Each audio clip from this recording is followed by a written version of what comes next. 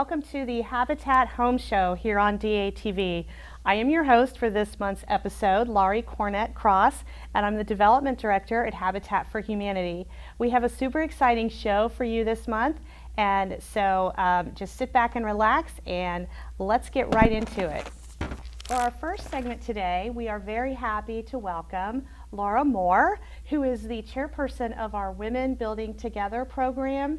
And Laura, thank you so much for joining us today. Oh, you're quite welcome. We are very excited to talk about this project that seems to have, it's been around for a few years, but it seems to have gained some new momentum this year. Yes. So if you can just share with our audience, what exactly is Women Building Together at Habitat?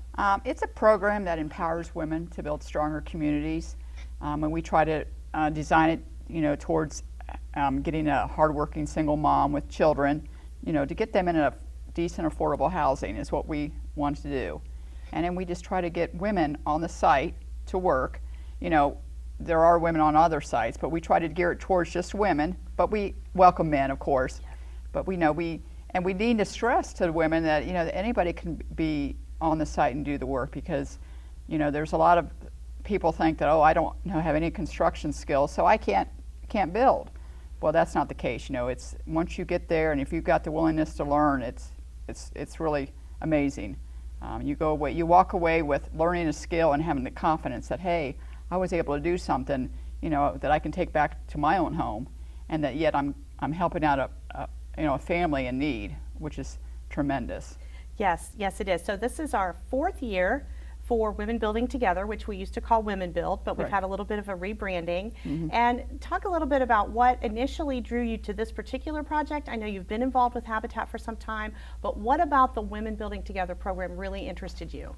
Well, just the fact that it was women-based, that it brought a group of women together.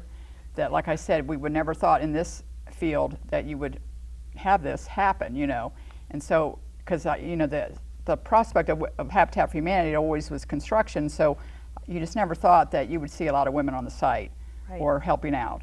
And women are in their homes 99% more time than men, and so they know all about the ins and outs of their homes, and they know what they expect, and that's what they're trying to do for families too, to help these young families get into a house that they can be proud of and all. Yeah. And so our branding was Women Building Together. We wanted to show the fact that we do come together and do a great project. Absolutely. And this year we are so delighted that the family for our home is Chrissy and her two children. Mm-hmm. And would you like to share a little bit about their story? She's a single mom. She's a single mom, and that's kind of been the focus of Women Building Together. Am I right about that? That's correct, yes. Yes. And I know, we're going to be doing it in Greene County, which Women Build is not built in Greene County before. I know we've started Mm-hmm. doing it, but for Women Build project, this will be our first year there, which we're excited about. Yes. We've been in a lot of different areas over the years, but this is one that we're looking forward to. Yes, we're actually going to be building in Fairborn, Mm-hmm. and Chrissy and her two children are very excited Mm-hmm. about moving into the house. So let's talk a little bit about the timeline for this. And if I were watching and I'm interested in getting more involved and helping support this, Mm-hmm. what kind of a time frame are we looking at, and what do we need right now? Well, right now we need of course sponsors. You always have some donors or sponsors to help build the house, because it is full, not funded. We know we get volunteers to do the labor, but we do need to have people to help us in the material wise. So, if you're interested at all, contact Habitat. If you want to volunteer, you contact Habitat. And we're going to be building probably, I would say, late July, August is what the time frame is right now. So there's plenty of time to get involved. And so you can contact the Habitat office and talk to Kim or to anyone really there, but Kim is our Women Build coordinator, and she can help you out. Great, yes. So. And if someone were interested in donating cash, of course, is always a great way to Right. support it. What kinds of in-kind items would you be looking for a project of this type? Well, of course the mechanicals, plumbing, electrical, heating, you would want, try to have somebody, because on those areas you've got to have a licensed contractor. Women cannot do that. So for those areas, that's your most expensive items in your house. And then material-wise too, you figure you have lumber, you have roofing, you have siding, there's concrete, so all those things. And then inside your house, you have cabinets and flooring, paint, and trim. So when you think about everything in the house is what we need to try to get donated or help out with, give us a very good pricing, I guess I should say. But whatever we take, we're most grateful for. Absolutely. And I know that there is a committee that you chair. Is there any place for someone who is interested in joining the committee? Because we are several months off from actual building, so is that something that someone could do if they were interested? Oh yes, very much so. We would like to grow our committee, so that we'd have different phases on our committee to help out, because there's you have to have marketing, and you want someone in the construction part, and then doing events, because we want to get our name out. With the new branding, Women Building Together, we really want to reach out to all kind of people in the area, and women-owned businesses too. We want to let them know what this is all about. So, well, I thank you very much for joining us today and sharing information and your enthusiasm for Women Building Together. Thank you very much for all that you do for Habitat. And if you're interested in learning more about Women Building Together, again, as Laura said, please call the Habitat office, ask for Kim, or visit our website at DaytonHabitat.org and click on Women Building Together. So we would love to have you join us. Thank you again very much, Laura, for coming out today. Thank you. That was really great information about our Women Building Together program. And speaking of building and taking care of things around your own house, now we have one of our most popular segments. It's called Norm's Know-How. Norm Miozzi is the Director of Operations at Habitat for Humanity, and he has filmed a segment for us, which is very timely now that it's finally started raining and we can get back out into our yards. He's going to share with us today how to repair your exterior faucet. So take a look. Hello, I am on site. This is Ashley Reeves, a volunteer coordinator. I'm on site with Norm Miozzi, our operations director, for everyone's favorite segment again this month. We're getting a treat. So this month is Norm's Know-How. So for our March edition, Norm is going to teach us how to repair a hose bib or outside faucet or a spigot, whatever you decide to call it. So let it go, Norm. Awesome. Thank you, Ashley. So this time of year, of course, we've had all our water turned off outside. But a lot of times, the first time you turn these back on, or maybe you have one that's always dripped, 9 times out of 10, you can replace the inside or the washers that are inside of these without actually having to take the entire spigot off. It's really a pretty easy process. This is a frost-free bib, so I'll show you a little something more about that as we get into it. But the process is there's a large nut here on the front of these that you just simply, with a wrench and a pair of pliers, can loosen that, slide it out. It takes the same thing, about 2-minute repair, and hopefully you can save yourself some money doing it yourself. So actually, if you'll hold that for me, like I say, adjustable wrench or a wrench the right size to fit this nut. Now some of these nuts sometimes are left-handed threaded, so when you start, you just want to be careful that you don't pull too hard unless you know which direction it goes. But simply, you want to hold the hose bib and then just start this to get it loosened. All right. And once you loosen that up, you should be able to hopefully get it by hand. And then simply, once you have that loose, the entire inside of this slides out. If you notice on the end of the stem here is just a rubber washer and a rubber seat. And so 99% of the time, if your hose bib is dripping or not shutting off completely, all you have to do is replace this rubber washer here and the rubber seat. The manufacturer's name is usually on these. You can actually go to any plumbing supply and tell them what you have. Now this is an 8-inch stem, so these are usually 8, 10, 12 inches. And the other neat thing about this, that's actually where it turns off. So if you imagine this is inside the wall, the way this keeps your hose bib from freezing is turns the water back or off back here inside your house. and then the rest of this water drains out, so there's really nothing out here exposed to the cold that can freeze. So once you replace that, there's just a screw on the end of it. The same thing, you just do it all in reverse. Line that up. Start to tighten up the nut. And then once you get that on, same thing, you just take your wrench, simply get it on there, and tighten it up. You're finished. Well, that is quick and simple and easy, Norm. That's awesome. I think a lot of people will be pretty excited to be able to make sure they don't have a leaky outside faucet for the summer as we get ready for summer months. So thank you so much for teaching us something new. Thank you, Ashley. Thank you. Back to studio. Thank you. Speaking of spring and being outdoors and being able to work on things like exterior faucets, isn't it time for maybe some spring cleaning at your house? When you're doing that spring cleaning, we hope that you'll keep in mind the Habitat for Humanity Restore, where we are happy to take your donated items to resell to the public at a great cost. We can, there's a large list of items that we can accept, and if you look on our website at DaytonHabitat.org, you can get a little more information. So please keep us top of mind as you're doing that spring cleaning. And we have a little commercial to show you that just might help you remember Habitat as you're cleaning out some things in your house. Take a look. First, I want to thank you all for volunteering to help Habitat for Humanity build a house. Your participation means so much. We couldn't do this without you. So, any questions? Come on, don't be shy. No such thing as a silly question, guys. Donate and purchase from the Habitat Restore. That helps build houses. No, you don't need to be able to hold a hammer. Anyone else? And for our next segment, we are very excited to have with us today Diane Graham, Executive Director at Habitat for Humanity. Welcome, Diane. Thank you, Laurie. Thanks for joining us.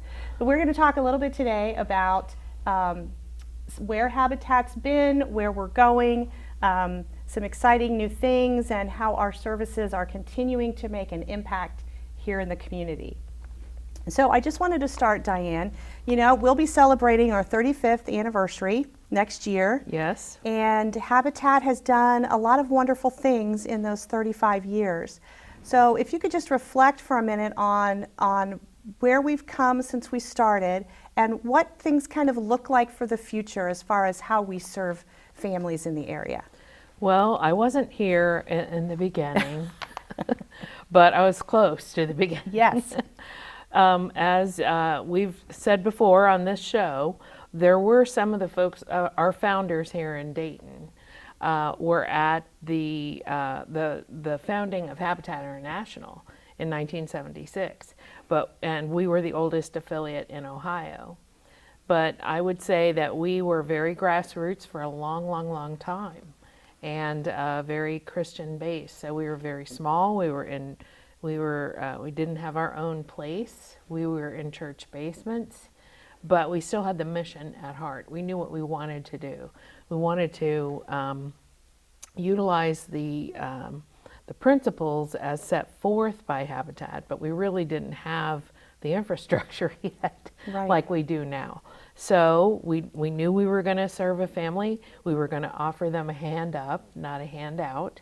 So our first houses were not new construction; they were rehabs, and they were donated.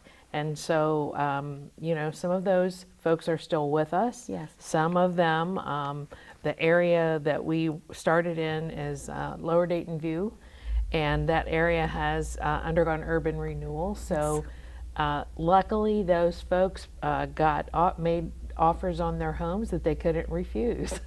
But we do have some of our original families still in those houses. That's great. But what we've been able to do over the years, I believe, is continue to build on those principles. And we've added to our curricula, as you know.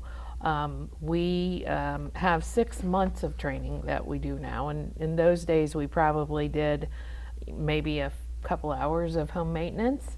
And that's just because we needed to teach them how to maintain their own homes, because many of our folks are first-time home buyers.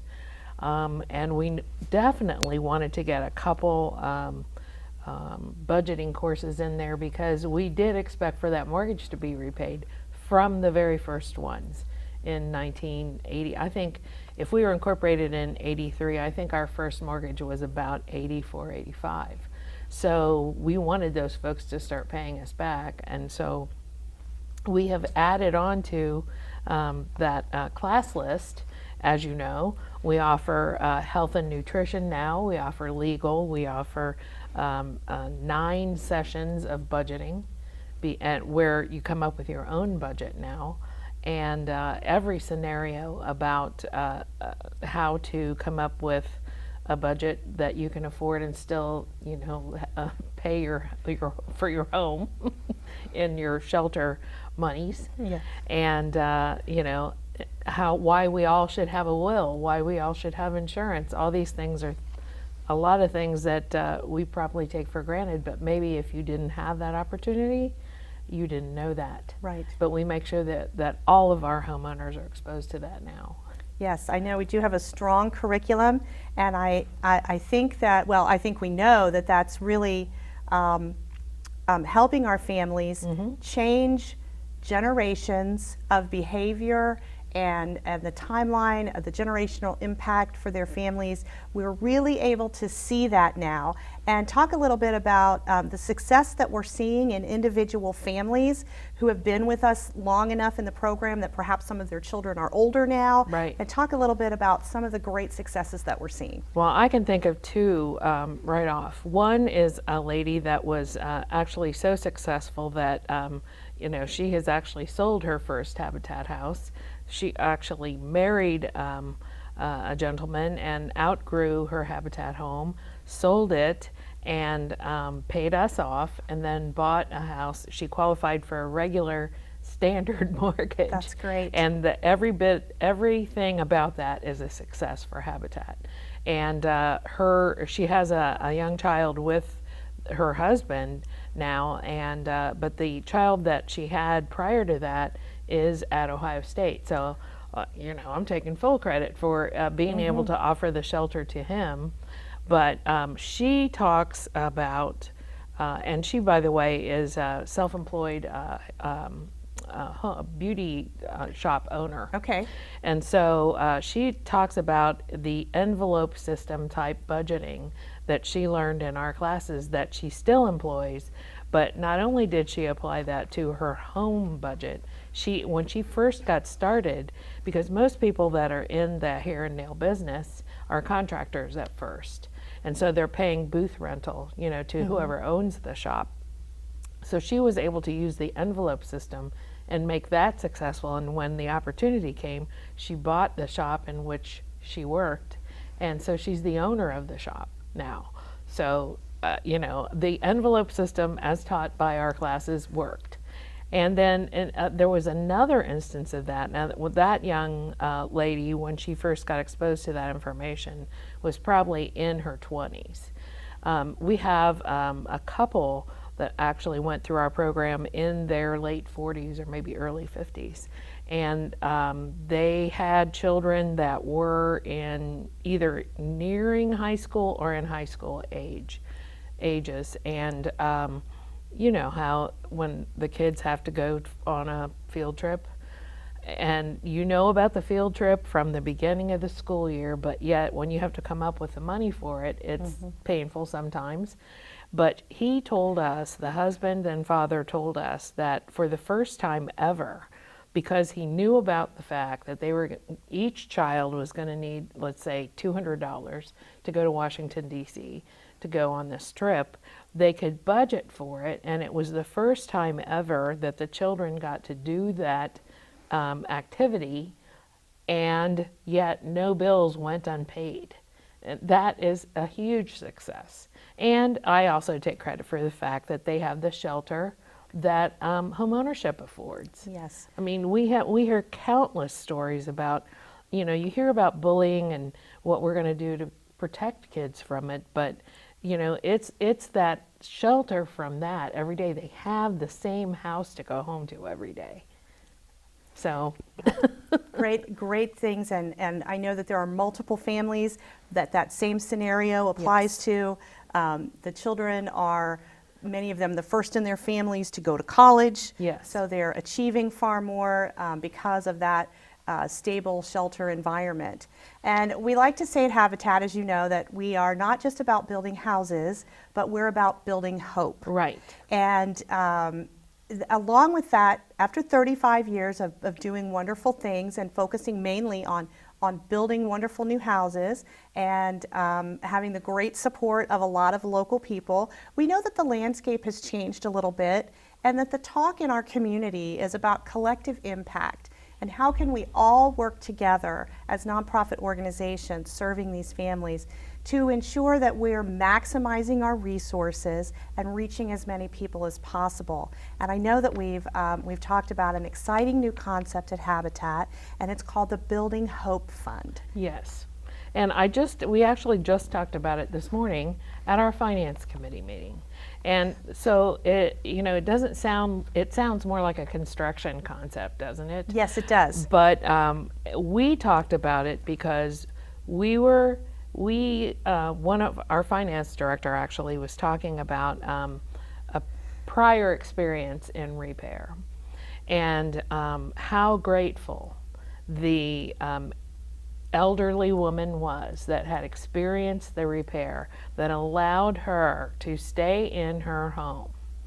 And, it's not really about the repair itself, but it is the actual verb and building hope that it afforded her, and she used it. I mean, the folks that are allowed to stay in that house are saying it themselves. You allowed us to have hope that we could stay in this house because all we saw was the mildew on the wall, the water coming in, the fact that I got a citation from the city and I had 90 days to fix it and no means or ability, and I'm 80 years old, so we were told by the folks that we were able to help, you gave me hope. Yes. And that's kind of how the phrase was coined, but you kind of alluded to the collective impact. It's what we're all doing in Dayton. We're trying to work together. We're trying not to duplicate services. We're trying to help each other provide services so that we can wrap around these ladies who probably, they're fortunate enough to live in this house, but they're not going to be able to stay there if it's falling down around them. Yes, so very, very important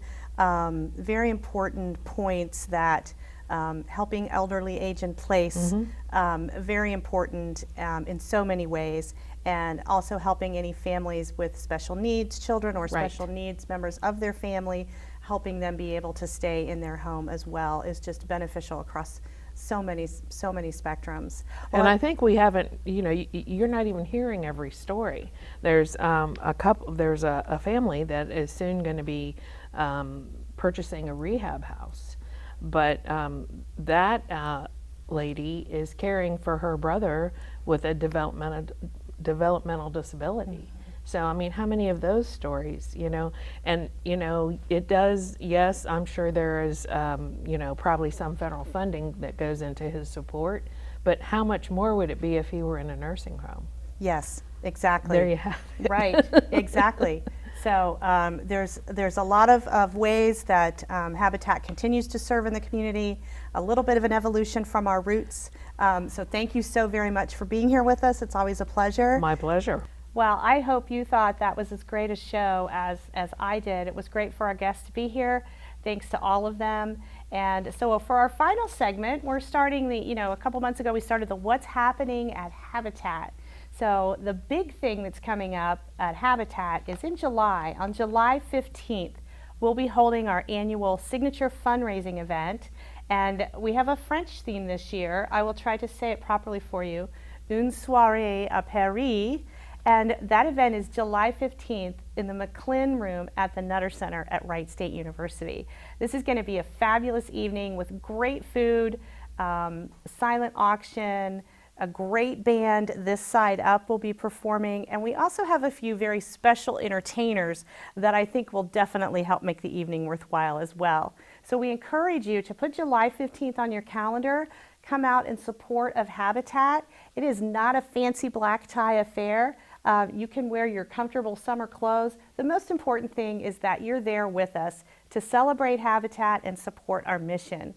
For more information on how to purchase tickets for the gala, please go to daytonhabitat.org/gala, and you'll find all the information you need, or call Kim at 586-0860, and she will be happy to help you. So we're looking forward to that event, and it'll be summer by the time gala rolls around, and what that means is we will be on a brief break from the Habitat Home Show. We don't film over the summer, so we hope that you all have a wonderful, enjoyable summer. We look forward to seeing you on July 15th at our gala, and we'll see you right back here in September. Thanks for watching.